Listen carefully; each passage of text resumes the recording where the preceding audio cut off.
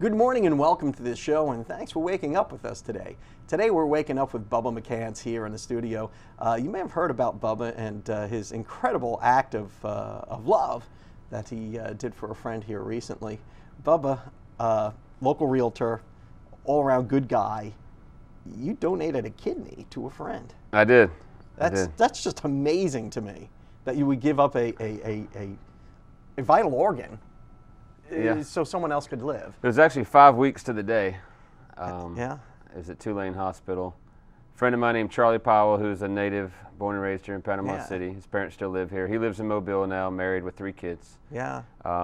He made a Facebook page, and we hadn't kept in touch over the years. We were just childhood, high school, so he's a college friends, but one of the guys we don't have to talk on the phone to stay tight. But he tagged me in the request to join his page, and so I saw it come through on my cell phone and called him up and just asked him what I needed to do. And isn't that funny, Bubba? Because you always hear about the downside of social media, how bad it can be, but in this case, it was a lifesaver. Yeah, in this case, it helped. So and Charlie was born with 1 kidney, and that one had deteriorated over the years of his life.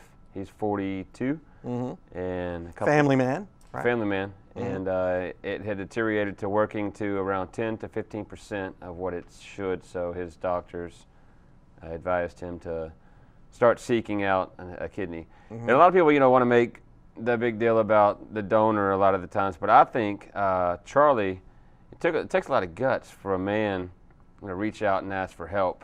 Yeah. And, a lot of times we're stubborn. We want to do it ourselves. But if you're a family man, Bob, I mean, for a lot of people, it's like you really don't do it for yourself. You do it for your kids. Right. You do it for your wife. You do it for your family because, they need dad around. So he's just as much of a hero in my eyes. He taught me some things, I can apply to my life that, watching him reach out, ask for help, and going through what he's going through, it's scary on his end. It's I scary pretty much know I'm going to live. We only need 1 kidney to live. Half of 1 is what you need. Really? So we already have twice if you have 1. But the thoughts through his mind every day, every night. I can't even imagine. Just the wondering, waiting. So. Wow. So he's as much of a So I understand the sequence of events. You guys were friends for a period of time, off and on over the years, college buds maybe. Yeah. He sets up this Facebook page. He lives in another state. Yeah, he lives in Mobile. We actually went to South Alabama at the same time. Man, I guess it was 20 plus years ago. I came back. I didn't care for it over there, and he's still there. Right. So he's been there for 20 plus years. So you connect up with him on Facebook. You see he's got this page. He's in need of a kidney, and then you're like, well, let me see if I guess they have to match you, right? Yeah. Well, you go through a series of tests. The first one, they'd take a urine test and a blood test to see if your blood's compatible. Well, I got the phone call back that the blood matches. So you go back for another blood test and another urine test. Those are here locally. And I forget what they test for the second time, but that was positive. That was good. And then they call you to Tulane, and you meet with the surgeons, you meet with the doctors, nurses. So you get this, you go through all the preliminary testing, and then bingo, you're a match. Yep. And then you're like, did you have a thought like, oh crap, I'm a match? Man, what did I get myself into? No, I'll be honest. I was coming back from over there in 331 South Walton showing a house. And I had a missed call from my coordinator at Tulane. So I called her back. Her name's Elizabeth, and she said, hey, I've got great news. You're a match.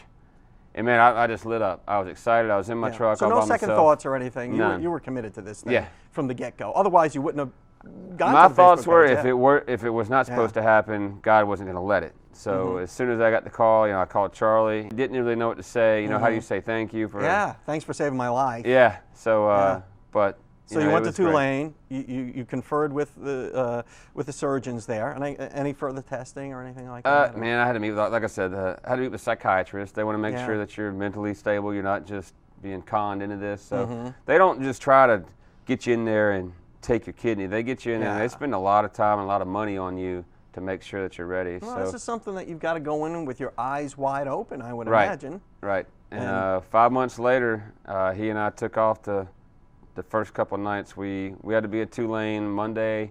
The surgery was on Wednesday, so he and I went up together Sunday. Wow. We spent some time together, hung out, and talked, You know, this whole story is amazing. We have to run off to local weather, but on the other side of that, we'll be back with Bubba McCants and his incredible story of donating a kidney to a friend. We'll be right back.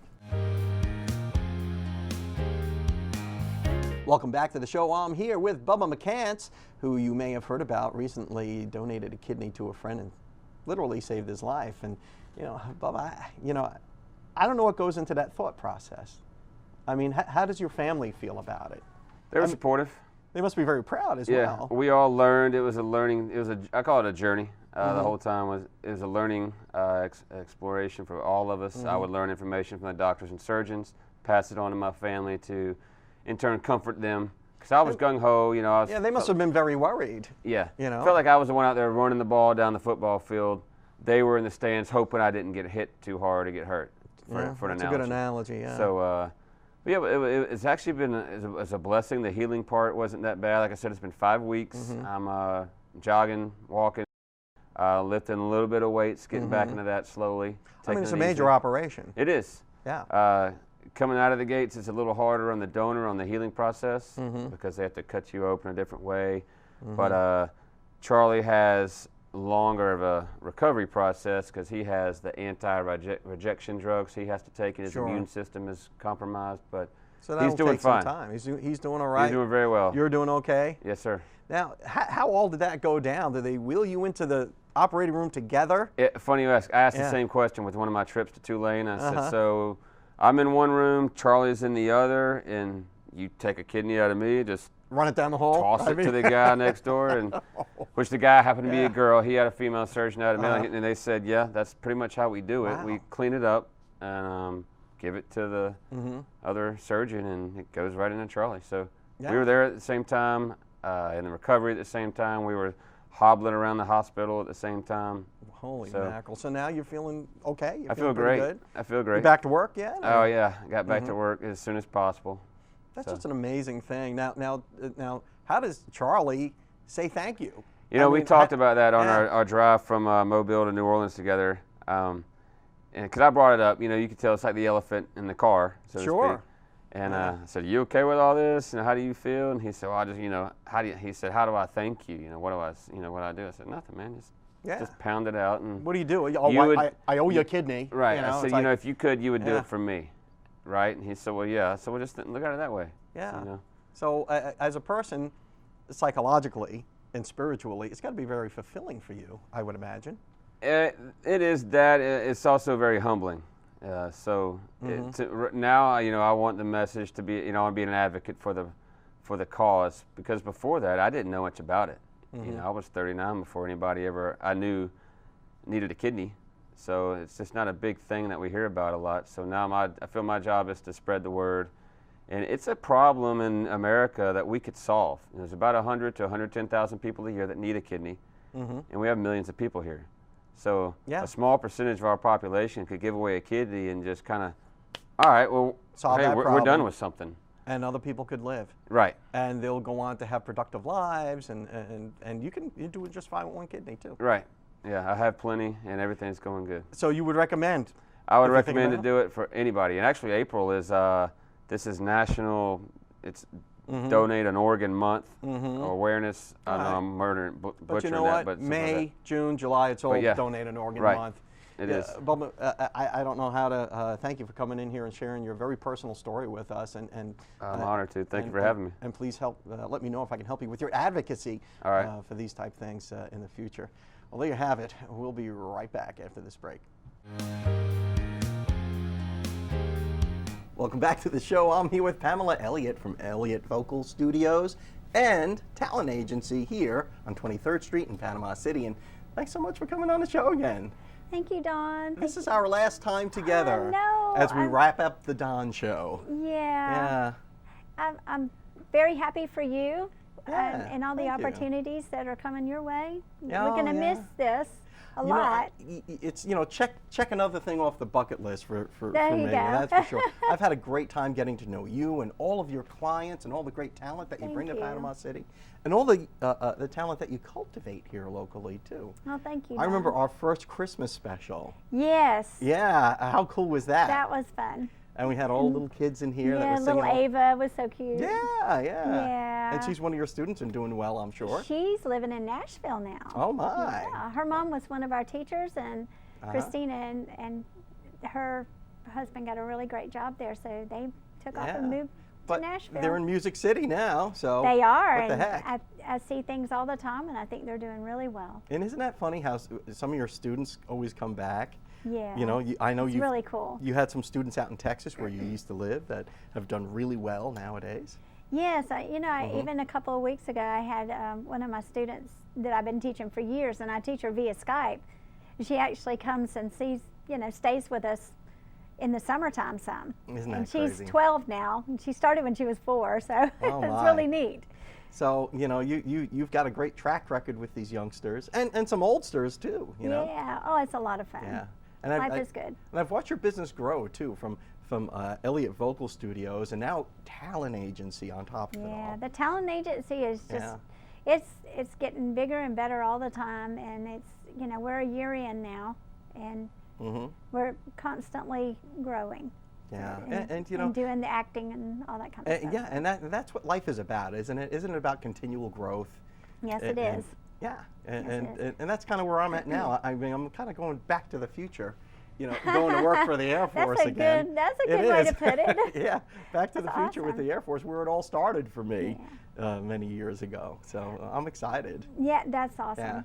Well, we still have a few more camps going on, and you can still sign up for those camps. They are not quite full yet. Oh, yeah. So we've got camps for 13 to 16-year-olds still going on, and even the little ones. So we just kind of repeated the camps over again. So we have 8 camps. I've had 8 camps. This all summer, music camps we're talking about. All music camps, and they're a lot of fun. They're a great value, and so we hope people will. And if we want to learn more about the camps, or if maybe we have a youngster who's not involved in music yet, but maybe as a mom or a dad you're thinking about getting them involved, we could just find you on Facebook or go to your website. Go to our website. You can Google us. Just go to Elliott Vocal Studios.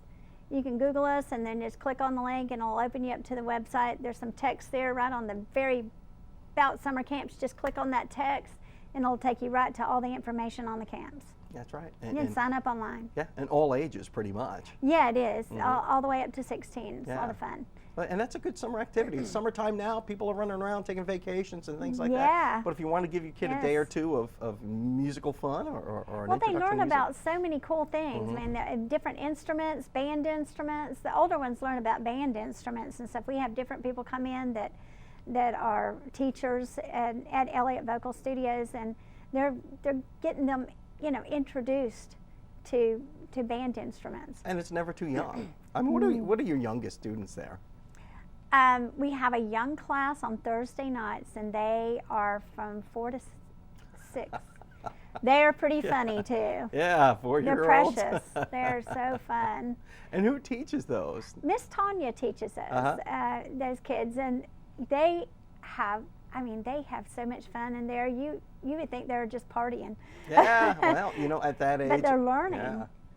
And I guess, when you're young like that, you learn better. You learn more. You're just like a little sponge that's taking it all in. And they don't want to leave. Yeah. Okay, you kids, get out. Class is over. Yeah. Oh, it's great. Well, that's awesome stuff. Well, it's been a real pleasure getting to know you and Stephen and the people down at Elliott Vocal Studios. And you too, Don. Yeah. And we've got a lifetime friend. Well, thank you so much for saying that, and I look forward to seeing you and Stephen again. Thank you, Don. All right. Well, you take care and give my best to everybody there at Elliott Vocal Studios here in Panama City. I sure will. And we'll be right back. Welcome back to the show. I'm here with Gene Hester from Cedar and Cypress Woodworks up in Southport here in Panama City. I just got to show you some of the beautiful woodwork that this man does.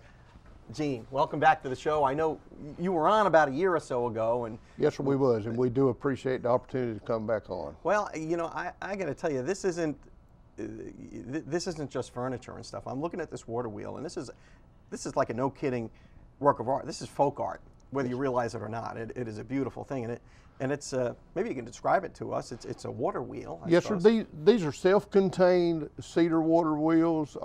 They hold about 1 gallon to 1.5 gallons of water. The functioning water wheels have a recirculating pump in them, and it pumps the water up to the water wheel, and the wheels turn.